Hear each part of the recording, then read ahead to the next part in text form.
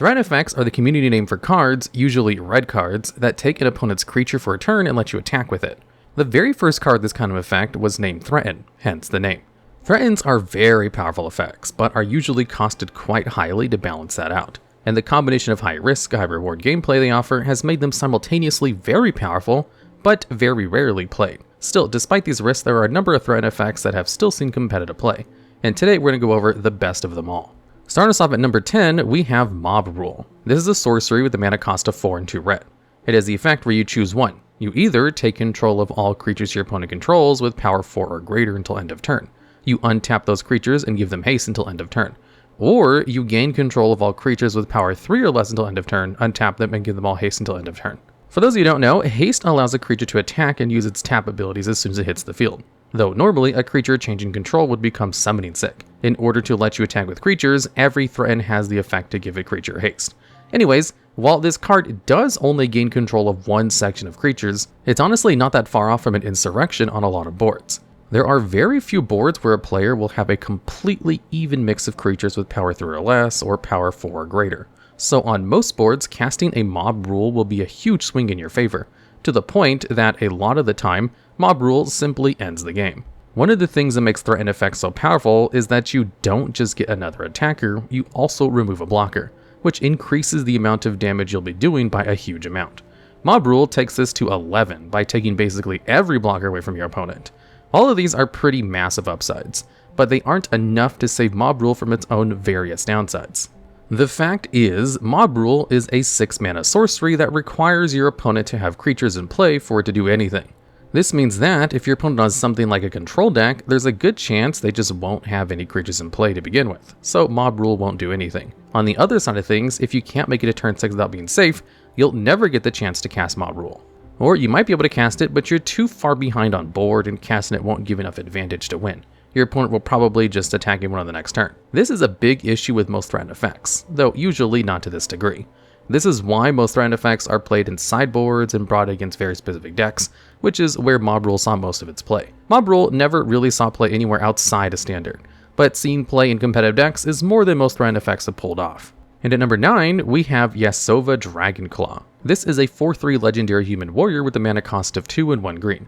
It has trample, meaning it can deal excess combat damage to defending player or planeswalker. It also has the ability where, at the beginning of combat on your turn, you can pay 1 and 2 red-blue hybrid mana, which can be paid with either blue or red mana. If you do, you gain control of target creature and opponent controls with lesser power than Yasova until end of turn, untap it, give it haste until end of turn as well. Yasova is the rare threat effect that isn't just a sorcery, being a pretty decently statted creature as well. Her stats are a bit unwieldy, as she can just hit for a lot of damage. She will usually die in combat thanks to her very low toughness. However, that high power means that she'll be overpowering most other creatures at her cost, which can lead to some very powerful turn 4s after Yasova on turn 3. For example, if your opponent plays a Mantis Rider on their turn, Yasova will usually be very scared of attacking, as it can be forced to trade with the 3/3. And this would continue every turn thanks to Rider's Vigilance, preventing it from tapping to attack. However, Yasova's ability can completely flip this on its head by taking the Rider for yourself and attacking with it. Another big upside Yasova in this scenario over threaten effects is that you're not giving up a card to use the ability. One of the big downsides of Threaten is that while they can be impactful, they're only a tempo play. They don't answer any cards or develop your board, so casting them leaves you weaker in the long game. Yasova gets around this problem entirely. All this makes Yasova very powerful, though it didn't do too much in Standard. This is mostly because Yasova is very bad against other 4-power creatures, and that Standard was defined by one particular 4-power threat, Siege Rhino. Yasova was very bad in Rhino, and very bad in Abzan in general, thanks to them all having access to Anafenza, the Foremost, in the 3-drop slot that can't be threatened by Yasova. Being bad into one of the best decks in the format will almost instantly make it very hard to play you, no matter how strong your abilities are. So, while Yasova is a pretty strong card, it ended up not doing too much, and isn't near good enough for older formats. And at number 8, we have Song Mad Treachery. This is a modal dual-face card, meaning it can be played either on the front or back side. The front side is a sorcery with a mana cost of 3 and 2 red. It has the effect where you gain control of target creature until end of turn. You untap it and it gains haste until end of turn. On the back side, it's a land named Song Mad Ruins. It enters the battlefield tapped and can be tapped at 1 red mana. Modal dual-face cards, particularly the modal dual-faced lands, are a lot more powerful than the average card just because of their versatility. This can allow you to play very niche, potentially powerful cards without fear of them just rotting in your hand. The words niche and potentially powerful are a perfect descriptor for threat effects. Song-Mad Treachery may be very expensive, but never being forced to cast the spell means you can slot the card into your deck without too much fear of it losing you the game. The card has seen play in 2 main decks. In older formats, it has seen play just because it's a modal dual-face land, and the front half of the card technically isn't a land. Certain cards like Goblin Charbelcher will reveal the card from the top of your deck until they hit a land, and Charbelcher itself will deal damage based on the number of cards it reveals. If you're playing a deck with no lands, you can just dome your opponent for lethal. However, if you have no lands in your deck, you can't get the mana. The modal faces allows you to play lands without playing lands, making them great for these kinds of decks. Of course, in these decks, Song-Mad is just a land rather than a spell, so it doesn't get to make use out of its threat effect. However, in Standard, the card saw play in a much more standard way. Gruul aggro decks would run it as one-ofs, mostly as a land. However, there were a lot of board states where a single threaten would completely change the game. Gruul aggro already had a very strong shell thanks to cards like Bonecrusher Giant and Lovestruck Beast, so this deck was able to put up a lot of results. And at number 7, we have Harness by Force. This is a sorcery with a mana cost of 1 and 2 red. It is the ability where it costs 2 and 1 red more to cast for each target beyond the first, and it has the ability where you gain control of any number of target creatures until end of turn. You untap them and they gain haste until end of turn. Harness is quite similar to Mob Rule as a threaten that can snag multiple creatures. One of the reasons that Mob Rule was never that heavily played in its format was that Harness was in the same format for most of the rotation, and Harness had upsides in more important matchups than Rule did. One big upside of Harness by Force is how it's on rate for a threaten at 3 mana, but scales into the late game. You could always just pay 3 mana to steal 1 creature, but in the late game you could steal your opponent's entire board if you had enough mana for it. This isn't quite as good as taking every creature from your opponent's board, but it was often enough. The thing is, if your opponent's board is full of big, scary creatures, they would probably just attack you and win, so this doesn't happen that often. More likely than not, you'll both have 2 or 3 critters on board, making Harness by Force a complete blowout. Of course, this isn't always the case. Sometimes your opponent will be going wide and making a ton of tokens, in which case Harness by Force will be pretty terrible. Still, in most matchups where threatens are actually good, Harness by Force is one of the best options just because it can be good early or late. This makes the card one of the most versatile threats of the game, able to be used in far more ways than the average threaten. This versatility makes it unique, though the lack in raw power means that it will never really become a complete staple. And at number 6, we have Active Aggression. This is an instant with a mana cost of 3 and 2 Phyrexian red mana. This means it can be paid with either 2 life or 1 red mana. It has the effect where you gain control of target creature and opponent controls until end of turn, untap it, and give it haste until end of turn. Active Aggression has 2 very important upsides that the average threaten doesn't. First of all is it being an instant. Most threatens are sorcery speed and for good reason. Taking an opponent's attacker during combat can completely change the tide of battle, going from you being attacked by creatures to only being attacked by 1 single creature and having a blocker. This can even give you a 2-for-1, as if your opponent's creatures are the right size to both kill each other, they'll both die 4, and you'll only have used 1 card. The second big upside is that, since the only colored mana is the cost in Phyrexian mana, you can play it in any color of deck, and it's also basically a 3 mana spell since you can just pay 4 life instead of mana. This gives access to the effect to decks of any color, as well as making it easier for multicolor red decks, including the card, to cast it. The ability to cast in any color did allow to see play in decks outside of red, such as certain non-red variants of Delver. However, one of the places where it saw the most play was in Aristocrat decks. These are decks built around sacrificing your own creatures with Falcon Wrath Aristocrat, a giant flyer that can protect itself with its sack ability. When an Aristocrat is on board, you can steal an opponent's creature, attack with it, and then sacrifice it post-combat to kill it forever. This is a powerful synergy that decks have tried to take advantage of basically any time there's a deck that wants to sacrifice its own creatures. With this setup, Active Aggression is basically just a better murder, killing an opponent's creature for the same amount of mana, but with an even higher upside. Active Aggression was in the right place at the right time, having the perfect deck to take advantage of its abilities. Though, even without the deck being around, being able to be played in any deck would have made it see at least some play in Standard. And at number 5, we have Kari Zev's Expertise. This is a sorcery with a mana cost of 1 and 2 red. It is the effects where you gain control of target creature or vehicle until end of turn, untap it, and give it haste until end of turn. Then you can cast the spell from your hand with a mana value of 2 or less without paying its mana cost. This is a part of a cycle of expertises that all give you an effect, then let you cast 1 spell that costs less from your hand for free. Kari Zev's Expertise takes an effect that already gives you a ton of tempo and takes it up to 11 by essentially giving you 2 more mana to work with on that turn. The ability to steal vehicles is very niche, as in order to use a vehicle, you'll need another creature to tap it and crew it. While this may be disappointing, it doesn't lower the overall power level of the card that much. Kari Zevs has been used in the sideboards of various aggro decks. However, there was another place where this card has seen play, at least briefly. In Modern, there was a deck called Living End built around the sorcery. This is a sorcery that swaps all the creatures in play with the ones in the graveyard, but it has no mana cost. Instead, you have to suspend it, which is far too slow for a format like Modern. Instead, you cheat the card out with cards like Violent Outburst.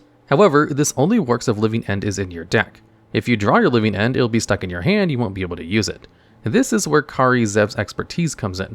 Because Living End has no mana cost, it's considered to have a mana value of 0, so it can be cast from your hand with expertise. While this would force you to sacrifice the creature you stole with Kari Zevs, it didn't really matter. Just being able to cast the card from your hand was enough of an upside that the deck played it anyway. Still, this was a rather brief stint of play. Most of the competitive play the card saw was in Standard and in some Pioneer decks built around sacrificing creatures. In terms of just being a good threaten effect, Kari Zev's expertise is one of the best cards around, but there are quite a few threatens that do just a little bit more. And at number 4, we have Eldrazi Obligator.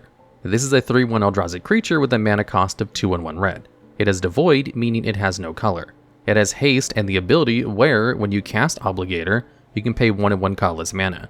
If you do, you gain control of target creature until end of turn. Untap it and give it haste for a turn. It is worth noting that this is specifically colorless mana produced by certain lands, which makes it a bit more difficult to get this effect, but it doesn't make it that hard. Obligator saw a ton of play simply because it's both a creature and a threaten.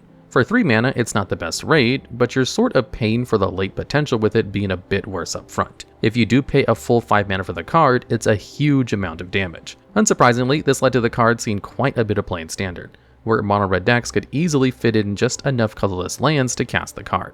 The card's power comes from versatility, as you could either play it out early for more damage or hold it for a big push in the late game. This was enough to let it see pretty heavy play in aggro decks in Standard, but it needed a bit of help to see play in older, more powerful formats. In specific, the card Eldrazi Temple can be tapped for 1 mana, or can be tapped for 2 mana for Eldrazi spells. This is a card that would be absolutely broken if it weren't so restricted, and it honestly was a little broken before Eye of Ugin was banned in Modern to rein in Eldrazi decks. That hasn't completely stopped them from seeing play, however. There are still some builds of Eldrazi decks going around, and Obligator is one of the best threats for red variants of the deck. Now, Eldrazi decks haven't been amazing since they hit, but they have still put up a few results. Obligator is one of the best red threats in the tribe, and has taken a free ride of the tribe's success alongside seeing just how strong it is as a card. And at number 3, we have Angrath the Flame Chain. This is a planeswalker with 4 loyalty and a mana cost of 3, 1 black, and 1 red. It is the abilities where you can +1 him to make each opponent discard a card and lose 2 life. You can -3 him to gain control of target creature until end of turn. You untap it and give it haste for a turn, but if its mana value is 3 or less, you sacrifice at the end of turn.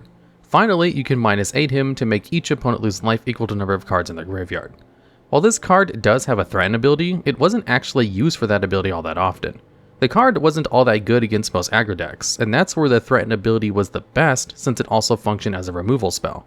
Planeswalkers aren't usually very good against aggro decks unless they force the aggro player to attack them, but most aggro decks could just ignore Angrath after it took one of their creatures. They don't care about discarding cards or losing life, as their hands would usually be empty by the time you played Angrath, and the 2 life a turn would never outrace their damage. So while it would kill one threat, it would often just not be enough against aggro. Instead, it was played against slow decks like midrange and control, where it could slowly tick up turn after turn and threaten lethal damage, either with its ultimate or just by dealing 2 over and over, all the while removing more and more of your opponent's options. Control decks in particular really couldn't let the card stick around, as their main strategy was to keep cards in hand to answer whatever their opponent plays. Losing out on a piece of card draw or removal every turn would make it very hard to stop the deck's other threats later on in the game. Outside of Standard, the card has seen play in Rakdos sacrifice decks in Pioneer, where it's just a good top end against decks with powerful creatures to steal and sacrifice, while also getting a Planeswalker out of the deal. Funnily enough, Angrath's Threaten effect is the least important to it of any card on this list, despite it being so high up on this list. And at number 2, we have Zealous Conscripts. This is a 3/3 human warrior with a mana cost of 4 and 1 red. It has haste and the ability where, when Conscripts enters the battlefield, you gain control of target permanent opponent controls until end of turn. You untap it and give it haste until end of turn. Conscripts is a very powerful card, being a 3-power haste creature that steals a card when you play it. However, if you compare it with the previous card on this list, Eldrazi Obligator, another 3-power creature with haste for 5 mana that steals a creature and is much lower on the list. So why is Conscript so much better? Well, simply because its trigger is an enter the battlefield trigger instead of an on-cast trigger. This matters for how the card interacts with a few specific cards, like a Kiki-Jiki Mirror Breaker. This is a creature with the ability where you can tap it to make a token that's a copy of target non-legendary creature you control. You give that copy haste, then you exile at the end of turn. The reason this is important is because Conscript doesn't say it has to target a creature an opponent controls. So what you can do is use Kiki-Jiki to copy Conscripts, then target your own Kiki-Jiki with the ability. The only effect this will have is untapping your Kiki-Jiki because you already control it, but this will let you activate its ability again, getting another copy of Conscripts. So you can just loop this over and over to make infinite creatures and then attack for a game. There are other creatures you can use in this combo, such as Deceiver Exarch, but Conscripts is notable for being the only card that could be part of this combo that could ever actually do something on its own. Conscripts was played in the Birthing Pod variant of the combo thanks to the way the card lets you tutor any card for any situation. Having a piece of your combo at 5 mana made it more consistent thanks to how Pod goes up the mana value chain, and you can always just grab it if it happens to be good on a certain board state. The card hasn't seen much play in Modern ever since Birthing Pod was banned, so it's not really doing anything outside of Commander where it's still used to combo off in the same way. While the card is mostly known for its uses in combo, it's worth mentioning the card is no slouch when it comes to standard play. It's just that the card is so much more famous for its use in Birthing Pod decks. Of course, this is only the second most powerful Threaten, as there's one card that's still seen play in non-rotating formats to this day. And at number 1, we have Claim the Firstborn. This is a sorcerer with a mana cost of 1 red. It is the effect where you gain control of target creature with a mana value of 3 or less until end of turn. You untap it and it gains haste for the turn. This is the cheapest Threaten effect in the game, only costing a single mana. In order to keep this effect somewhat balanced, it needs to have a restriction. And the restriction they went with of only being able to take a mana value 3 or less creature doesn't stop it from being very powerful. The downside is that you can't take your opponent's huge top-end threats. However, most of the creatures people are playing are 3 mana or less, so it will still be able to steal most of the creatures your opponent plays. However, the thing that makes Claim the Firstborn so good really is just how little mana it costs to play, as it allows you to be so much more flexible with your mana on the turn you play it. We've already mentioned how good Threaten effects are with sacrifice effects, but often it's hard to cast them and use a sacrifice effect on the same turn. So you'll have to play a permanent like Falcon Wrath Aristocrat to sacrifice them. However, having a Threaten effect be so cheap means you can far more realistically play it and then a card like Deadly Dispute to sacrifice the creature after combat, which is exactly what Rakdos sacrifice decks in Pioneer did with the card. This deck does also have permanents that can sacrifice creatures such as Witch's Oven, but they won't always have that in play. Having more ways to make use of your claims means that they'll basically never be dead cards in hand. In fact, this is so consistent in the deck that Claim the Firstborn is one of the very few Threaten effects that saw consistent main board play. In these sacrifice decks, Claim the Firstborn is basically just a removal spell with an upside, and a powerful one at that. Some of the best removal spells in red and black in the format are things like Fatal Push and Strangle, which can only deal with creatures with a mana value greater than 3 in specific situations. Push needs a permanent to have left your battlefield earlier that turn to destroy a creature with a mana value of 4 or less, while Strangle needs the creature to have 3 or less toughness, which a lot of 3 mana value creatures will clear. So on top of being a powerful effect, Claim is just one of the best removal spells for a deck that's good at sacrificing its creatures. Claim the Firstborn is one of the only Threaten effects that's ever become a mainstay in a deck strategy, and the only one still seen played to this day, so it taking the top spot on this list is kind of a no-brainer. Alright, and that's the list. Are there any cards you think we may have missed, or have any ideas for future videos just like this one? If so, please let us know down below.